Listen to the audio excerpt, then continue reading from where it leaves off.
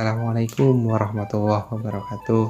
Perkenalkan, nama saya Saugi, salah satu mahasiswa Fakultas Hukum Universitas Muhammadiyah Malang dengan NIM 2017 101 103 11032.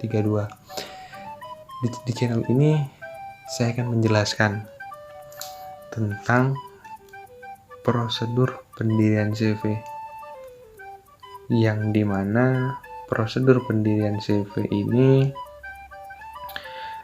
diatur dalam pasal 19 sampai dengan pasal 25 KUHD atau Kitab Undang-Undang Hukum Dagang. Mari kita berkenalan dengan apa itu CV. CV sendiri adalah singkatan dari Komanditer Venuskop atau Persekutuan Komanditer, yang diatur pasal 19 sampai dengan 25 KUHD, yang dimana dijelaskan pada pasal 19 ayat 1 KUHD atau Kitab Undang-Undang Hukum Dagang, yaitu suatu bentuk badan usaha persekutuan yang didirikan oleh dua orang atau lebih, di mana beberapa anggotanya memiliki tanggung jawab yang tak terbatas dan sebagian anggota lainnya memiliki tanggung jawab yang terbatas.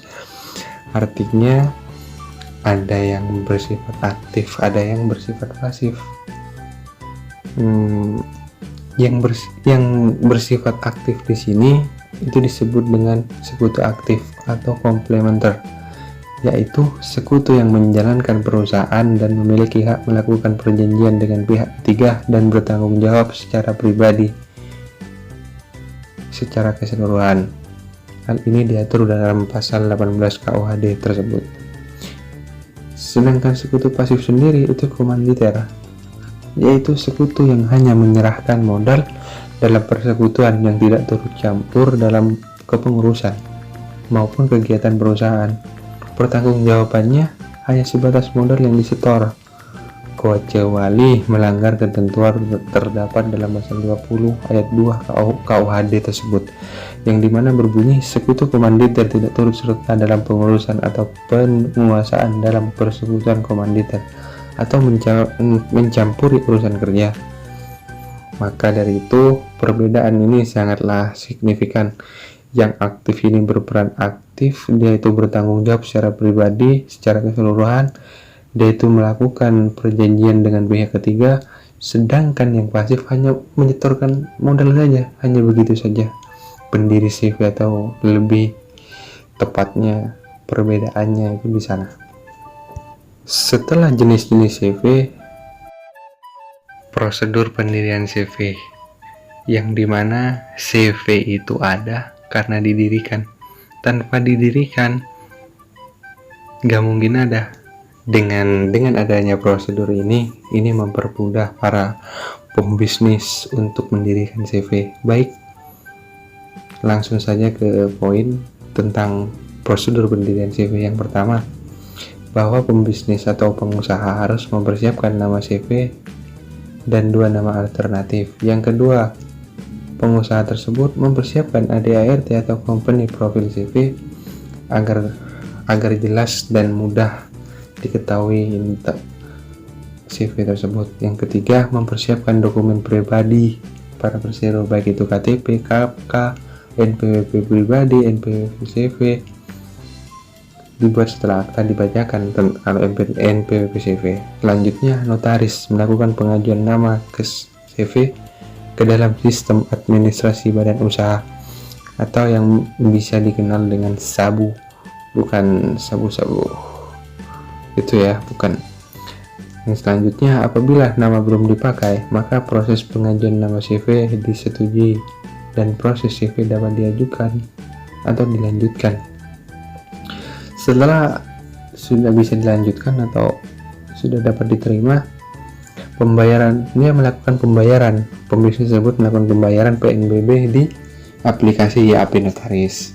Selanjutnya yang terakhir, pembuatan akta pendirian CV. Yang selanjutnya, setelah proses pengajuan nama di CV disetujui dan prosesnya dapat dilanjutkan, maka ini membuat pengajuan atau pembuatan akta pendirian CV, yang dimana isi akta tersebut adanya identitas diri para pihak atau persero. Yang kedua, kedudukan kantor CV. Yang ketiga, modal yang ditanamkan masing-masing persero. Yang keempat, ruang lingkup usaha. Yang kelima, batas waktu berdirinya CV. Setelah itu termuat semuanya dalam pembuatan akta pendirian CV, ini diberi salinan oleh notaris tersebut. Maka NPWP CV bisa didaftarkan dengan terlebih dahulu memenuhi persyaratan antara lain surat keterangan domisili usaha dan sebagainya. Pendaftaran NPWP ini tidak bisa diwakilkan, karena dia harus datang sendiri ke kantor pajak tersebut.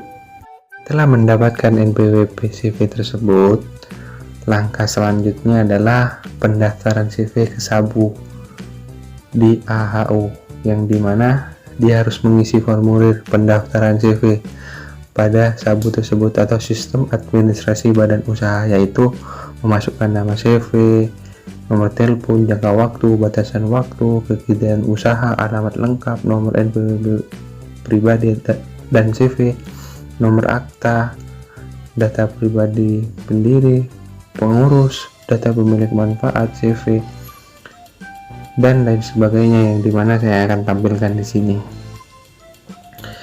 Yang selanjutnya, setelah mendapat surat keterangan terdaftar dari Kemenkumham, maka proses yang harus dilakukan oleh pemilik CV sesuai dengan peraturan nomor 24 tahun 2018 adalah mendaftarkan CV-nya pada online single submission atau OSS untuk mendapatkan nomor induk berusaha atau NIP yang dipergunakan oleh para pelaku usaha untuk mendapatkan izin usaha dan izin komersial atau operasional.